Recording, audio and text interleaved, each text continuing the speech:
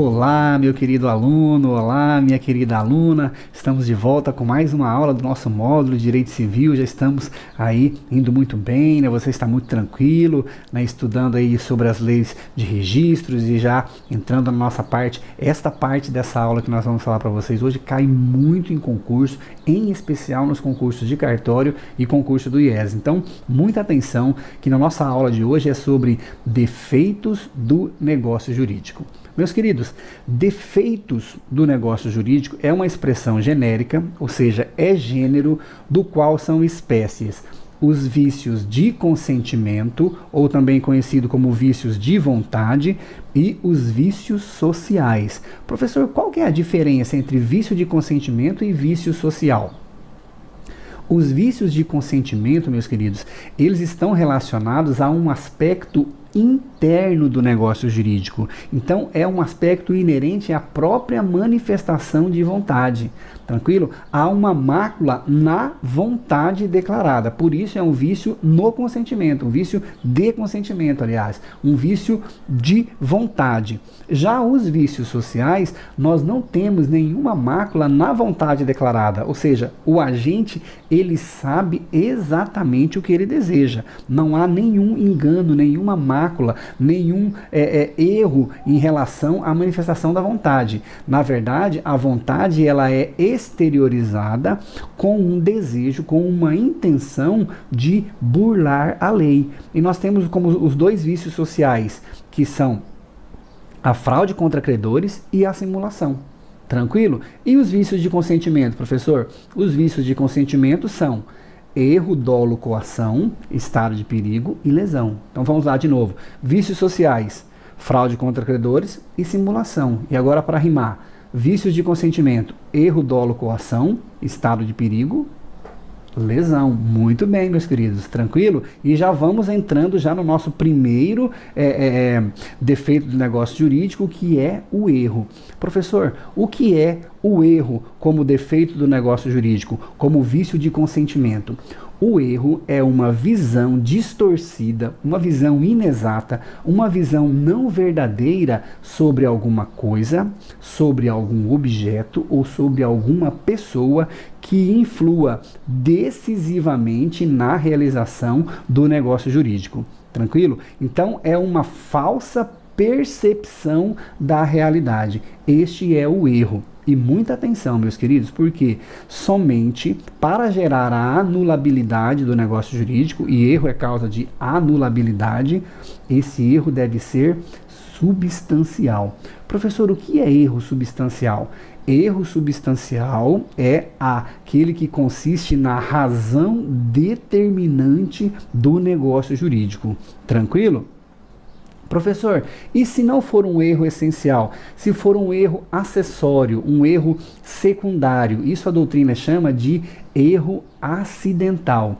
E o erro acidental, ele não gera a anulabilidade do negócio jurídico. Somente o quê? Somente o erro substancial, aquele que é a razão determinante do negócio jurídico.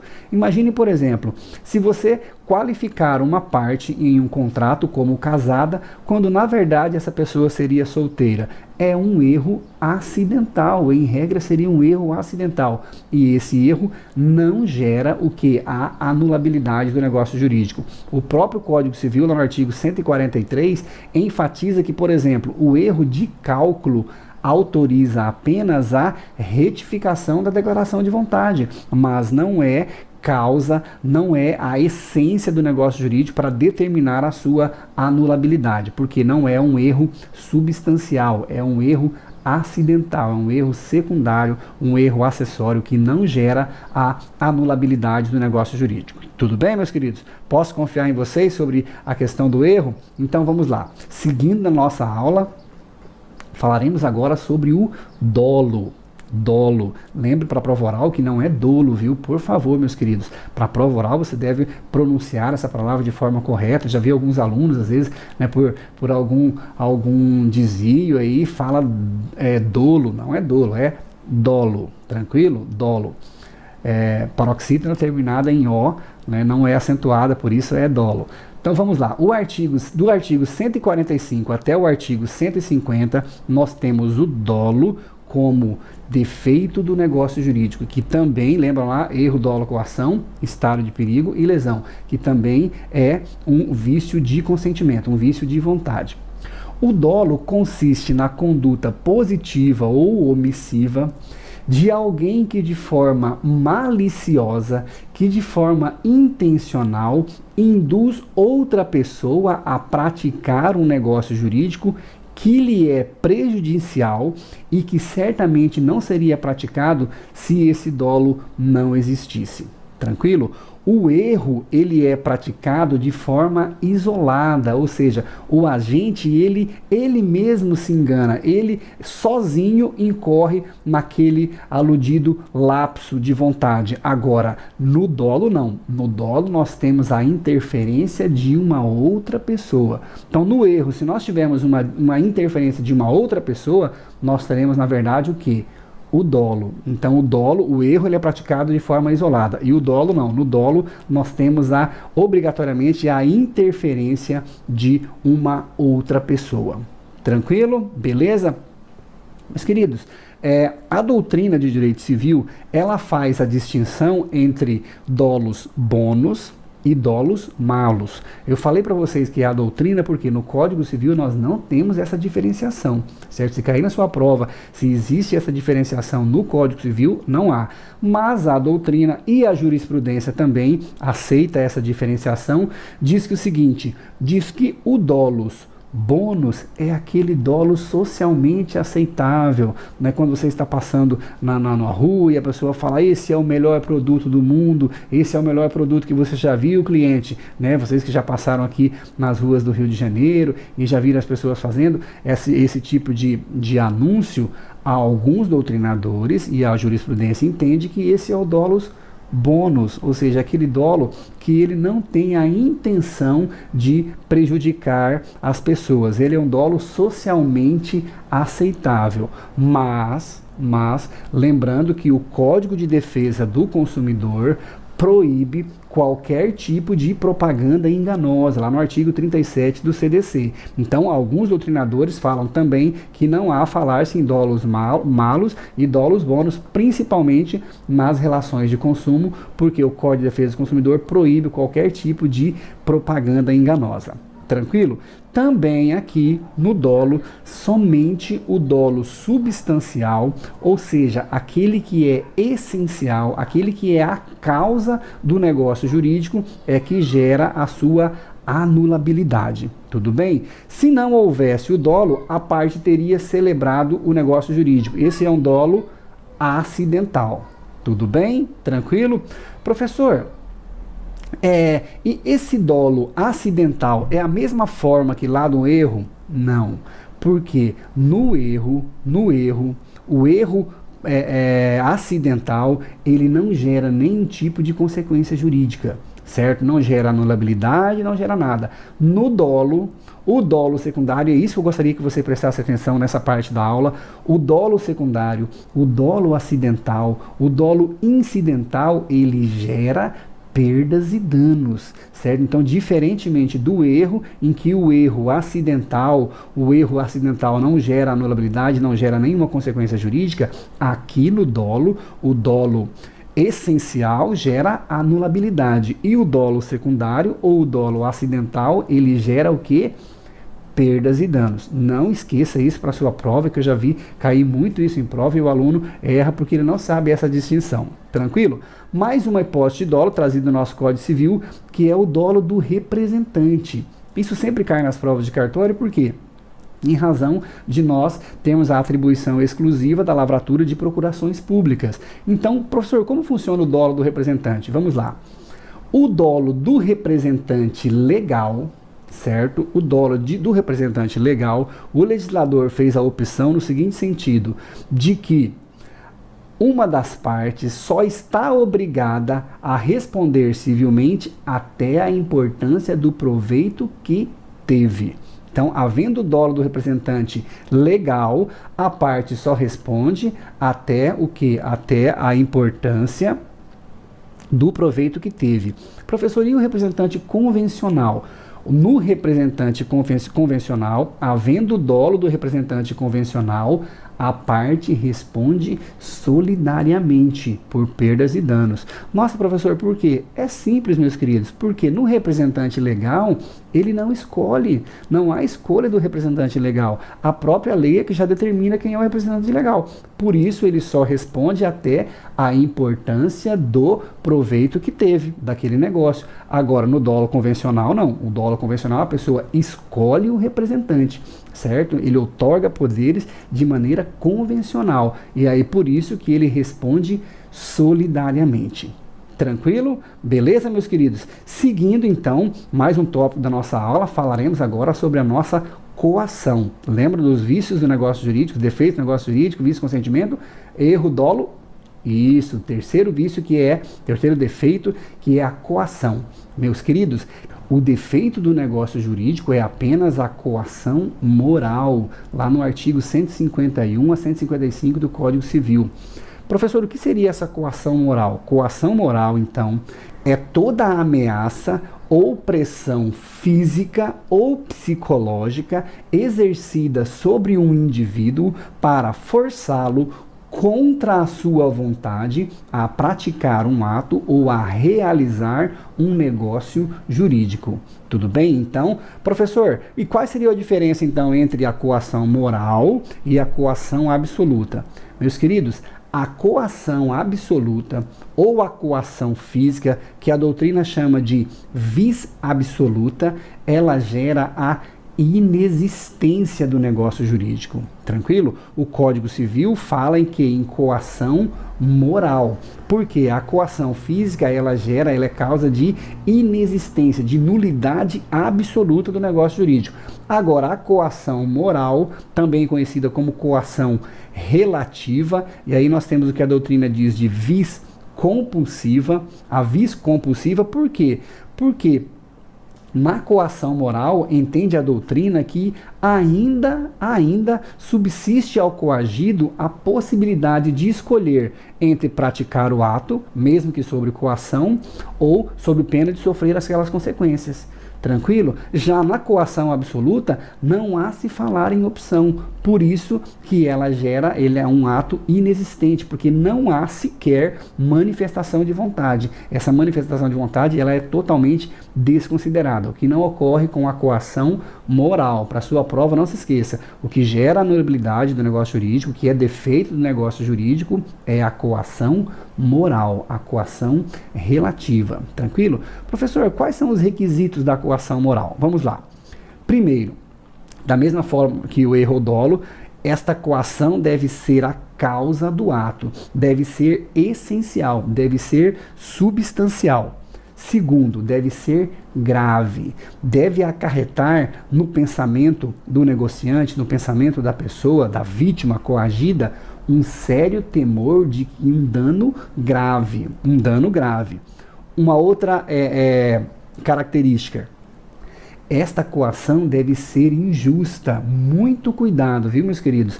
Então, alguém, ao afirmar o exercício regular de um direito, não há se falar em coação moral. Então, a coação, ela somente deve ser o quê? Contrária ao direito. E, por último, ela deve ser iminente ou atual, ou seja, deve dizer respeito a um fato atual, a um fato concreto, a um fato próximo, a um fato visível, um fato de provável acontecimento, ou seja, um fato que está prestes a se consumar. Tranquilo? Última característica da nossa coação moral, ela deve constituir uma ameaça de prejuízo à pessoa da vítima, ou a seus bens, ou a pessoas de sua família e também até a terceiros.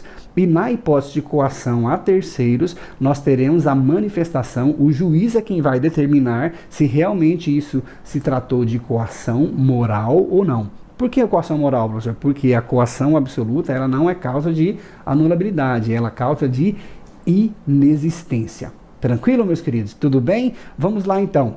Lesão. De quase todos esses, lembram dos vícios? Erro, dolo, coação, lesão.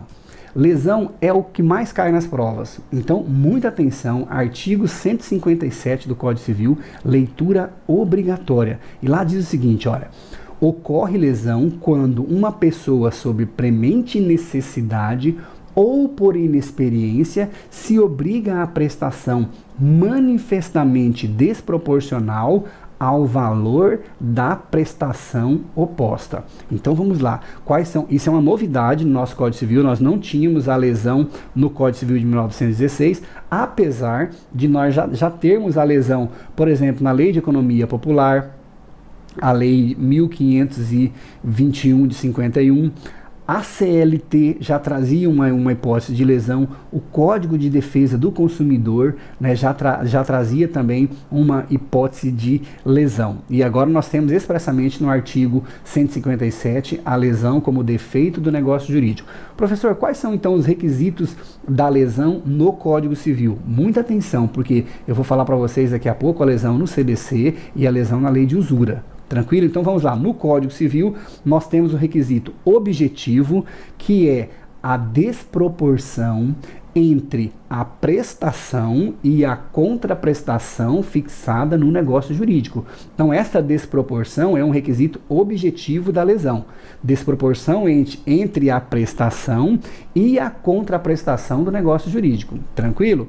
Requisito subjetivo, muita atenção: inexperiência ou premente necessidade de ser percebida de acordo com o caso concreto. Entendeu? Inexperiência ou premente necessidade a ser percebida de acordo com o caso concreto. Professor, muita atenção, meus queridos, para a doutrina. Quando eu falo para vocês aqui de enunciado, eu falo lá dos enunciados da Jornada de Direito Civil do Conselho da Justiça Federal. Isso não é jurisprudência, viu? Isso é entendimento doutrinário. Então, mas é o entendimento da doutrina e ela se consolida nesse enunciado 410 da 5ª Jornada de Direito Civil do Conselho da Justiça Federal e diz o seguinte, que esta inexperiência não necessariamente significa imaturidade. Certo? A doutrina entende, então, através desse enunciado 410, lá da Jornada de Direito Civil do Conselho da Justiça Federal, de que esta inexperiência, ela pode ser gerada em razão de a falta de conhecimento específico sobre aquele negócio jurídico, sobre um determinado negócio jurídico. Não significa necessariamente imaturidade. Tranquilo? E aí o que sempre cai em prova. Professor, há necessidade de dolo de aproveitamento? Professor, primeiro o senhor deve me falar o que é o dolo de aproveitamento para eu saber se realmente há necessidade de dolo de aproveitamento ou não. Isso é pergunta que sempre cai em prova oral. Então, se você já está estudando e se preparando para a prova oral do Maranhão, que eu tenho certeza que você vai passar aí nessa primeira fase, na segunda, e vai para a prova oral. Professor, o que é dolo de aproveitamento? Meus queridos, dolo de aproveitamento é a exigência de conhecimento pela outra parte dessa inexperiência.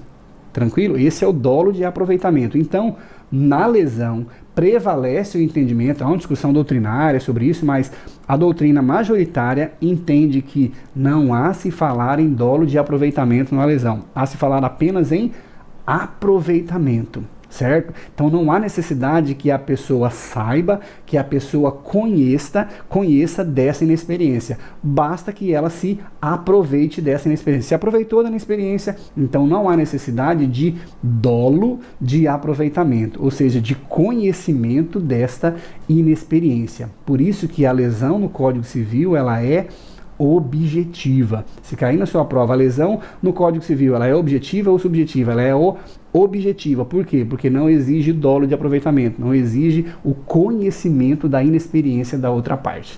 Tranquilo? Beleza, meus queridos? Lembrando, por último, que configurada essa lesão, o Código Civil admite tanto que o negócio jurídico seja revisado, certo? Ele pode ser revisado e também ele pode ser depois anulado. A regra, a opção primeira é pela revisão. Não havendo possibilidade de revisão do negócio jurídico, aí o Código Civil diz que a solução é a anulabilidade do negócio jurídico. Tranquilo? Professor, o senhor nos disse que ia falar a diferença entre a usura, entre a lesão na lei de usura, que é a lei 1521 de 51, no Código de Defesa do Consumidor e no Código Civil. Então vamos lá. Na lei de usura, Na lei de usura, exige-se o dolo de aproveitamento. Agora você já sabe o que é o dolo de aproveitamento. Ou seja, na lei de usura, exige-se o conhecimento da inexperiência da outra parte. E na lei de usura, nós temos uma hipótese tarifada. Por quê? Porque a desproporção ela deve ser superior a 20%. Superior a 20%. No CDC, o elemento objetivo não basta, porque devem-se analisar as condições pessoais do agente. Por isso que a doutrina fala que no CDC a lesão ela é subjetiva. Professor, e no Código Civil? Então, no Código Civil exige-se o elemento objetivo, que é essa desproporção considerável, e a inexperiência da outra parte, a necessidade da inexperiência da outra parte sem a necessidade de dolo de aproveitamento, sem a necessidade de conhecimento dessa inexperiência. E por último, lá na lei de usura, o ato ele é nulo, nulidade absoluta. Aqui no Código Civil e no CDC gera-se a anulabilidade do negócio jurídico. Tranquilo? Chegando já para o finalzinho da nossa aula, encaminhando para o finalzinho da aula, vamos lá. Estado de perigo, meus queridos, estado de perigo, artigo 156 do Código Civil, diz o seguinte: configura o estado de perigo, meus queridos, quando alguém premido da necessidade de salvar-se ou de salvar pessoa de sua família ou terceiro de grave dano conhecido pela outra parte, assume obrigação excessivamente onerosa. Meus queridos, muito cuidado para não confundir o estado de perigo com a lesão. Porque aqui no estado de perigo nós temos um requisito objetivo, que é a assunção de uma prestação excessivamente onerosa, e um requisito subjetivo, que é o desejo de alguém salvar a si mesmo ou de salvar a uma pessoa de sua família ou a terceiro, e o conhecimento daquele que se aproveita da situação. Então aqui você já memorizou que nós temos o que no estado de perigo? O dolo de aproveitamento, porque há necessidade que essa pessoa que se aproveita dessa situação, que ela tenha conhecimento disso. Então vamos lá, diferença entre lesão e estado de perigo. Lesão, que nós vimos anteriormente, desproporção decorrente de estado de necessidade econômica, certo? Mesmo que não conhecido da outra parte. Esse estado não precisa ser conhecido, porque não exige o dolo de aproveitamento. No estado de perigo, a pessoa contrai obrigação exorbitante por temor de um eminente grave dano moral ou material, certo? Mas aí há a necessidade de conhecimento pela outra parte.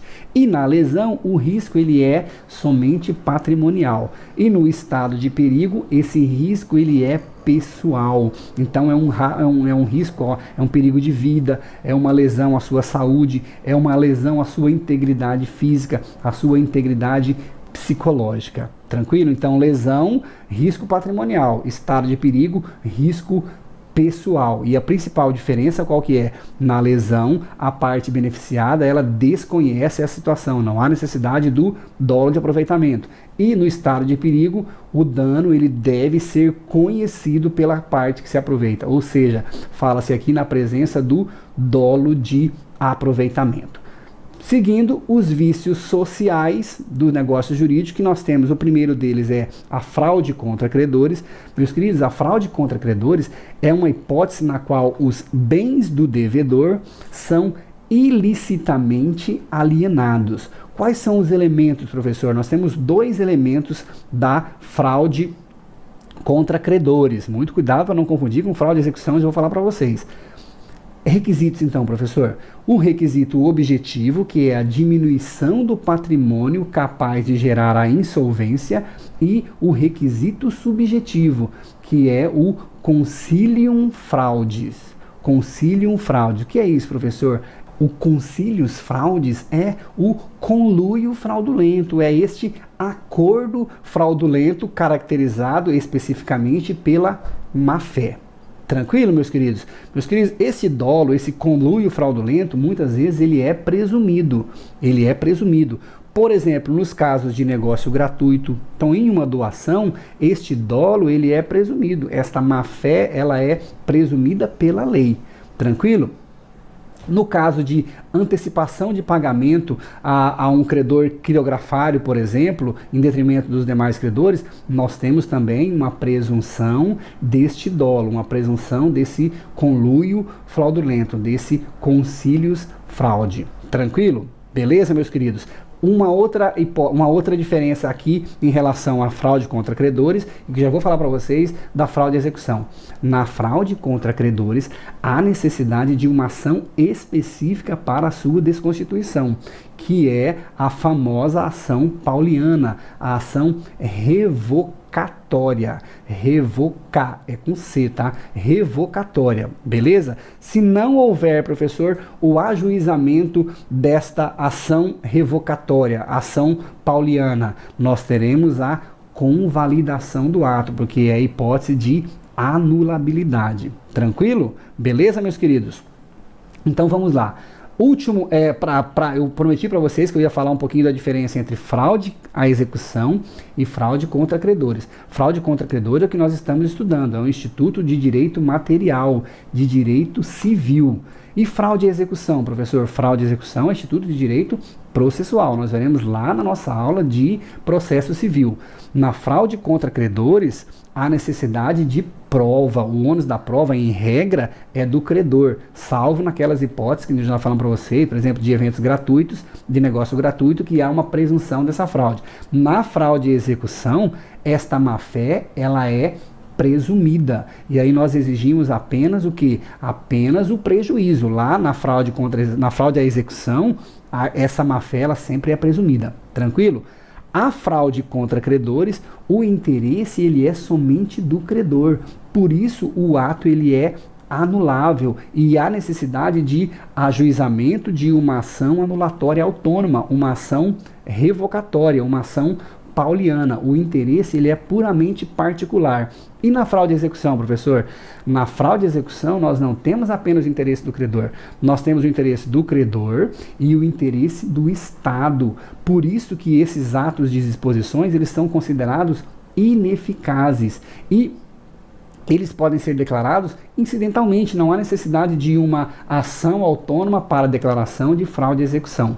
Tranquilo? E por isso, por ser esse interesse do Estado, é que nós temos a tipificação penal. Então, fraude e execução, nós temos tipificação penal e ele é um ato atentatório à dignidade da justiça. Professor, e a fraude contra credores é crime? Não, não temos tipificação penal. Ele é o interesse puramente particular. Tranquilo? Último dos nossos defeitos do negócio jurídico, a nossa simulação do artigo 167. Tranquilo? Meus queridos, simulação sempre cai em prova de concurso, então vamos ficar firmes aqui no finalzinho da aula, já estamos acabando, prometo para vocês, e aí vocês voltem essa aula, assistam novamente, porque ela é muito importante para vocês. Tranquilo? Vamos lá. Artigo 167. É nulo o negócio jurídico simulado, mas subsistirá o que se dissimulou, se válido for na sua substância e na sua forma. Meus queridos, a simulação, ela é necessariamente bilateral, certo? Porque se a simulação, se ela fosse unilateral, nós tínhamos, na verdade, o dolo. Lembra lá do dolo que nós estudamos sobre o defeito do negócio jurídico? Por isso que a simulação, ela é sempre bilateral, sempre bilateral. Se fosse unilateral, se fosse a vontade manifesta de enganar uma pessoa somente de unilateral, nós teríamos o que? O dolo. Tranquilo? Meus queridos, a doutrina classifica a simulação em simulação absoluta, que é aquela simulação em que não há existência de um negócio jurídico. As pessoas não queriam praticar nem o negócio jurídico e aí praticam um negócio jurídico simulado. E a simulação relativa, certo? Ou dissimulação, que aqui nós temos os contratantes, eles querem praticar um negócio jurídico, mas eles praticam um outro negócio jurídico fraudulento, certo? Um outro negócio jurídico. Então, por isso nós temos aqui a simulação relativa. E é esse negócio simulado, esse negócio aparente que é nulo. E o negócio dissimulado, ou seja, aquele negócio que as partes realmente pretendiam praticar, ele poderá ser válido se não ofender a lei e se não causar prejuízos a terceiros. Tranquilo? Então vamos lá. Simulação absoluta para a gente encerrar a nossa aula. As partes não querem praticar nenhum negócio jurídico, nada. Professor, dá um exemplo para mim. Então, duas pessoas, elas simulam, elas fingem uma compra e venda de um imóvel para facilitar o despejo de um locatário. Isso é uma simulação absoluta. As partes não querem praticar nenhum negócio jurídico, entendeu? Eles não queriam praticar essa compra e venda, esse ato foi praticado, um ato simulado para facilitar o despejo do locatário. Agora, a simulação relativa, não, as partes elas querem praticar um negócio jurídico. Professor, me dá um exemplo. As partes querem, por exemplo, praticar uma compra e venda por um determinado valor, mas elas praticam uma compra e venda por um outro valor. E aí nós temos o que chama de simulação objetiva. Simulação objetiva. E o laranja é a simulação subjetiva. A pessoa quer praticar um negócio jurídico, mas ela pratica um outro negócio jurídico aparente. E por isso nós temos o negócio jurídico simulado e o negócio jurídico dissimulado. O negócio jurídico simulado, ele é nulo. É nulidade absoluta, viu? Aqui é a única hipótese de defeito no negócio jurídico, nós temos nulidade. Todos os demais é anulabilidade. Muito cuidado para encerrar a nossa aula, eu até falei isso aqui para vocês agora, mas não é uma única hipótese, nós temos uma exceção, certo? Meus queridos, nós temos uma hipótese no Código Civil em que o ato simulado, ele possui prazo para a sua invalidação. Professor, qual é essa possibilidade? É lá no artigo 48 do Código Civil, que diz o seguinte: decai em 3 anos o direito de anular as decisões a que se refere esse artigo, do artigo 48, quando violarem a lei ou o estatuto ou forem eivados de erro, dolo, simulação ou fraude. Então essa é a única hipótese de ato simulado passível de convalidação, porque se as partes não ajuizarem uma demanda no prazo de 3 anos, esta hipótese, somente esta hipótese de simulação, ela vai ser convalidada. Tranquilo, meus queridos? Muito obrigado pela presença de vocês. Continuem estudando, continuem firmes. Nós estamos na reta final, aí faltando pouco mais de um mês para a nossa prova. Continuem firmes, fazendo a leitura do Código Civil, voltando nas aulas, que tenho certeza da aprovação de todos vocês. Valeu, meus queridos. Até daqui a pouquinho.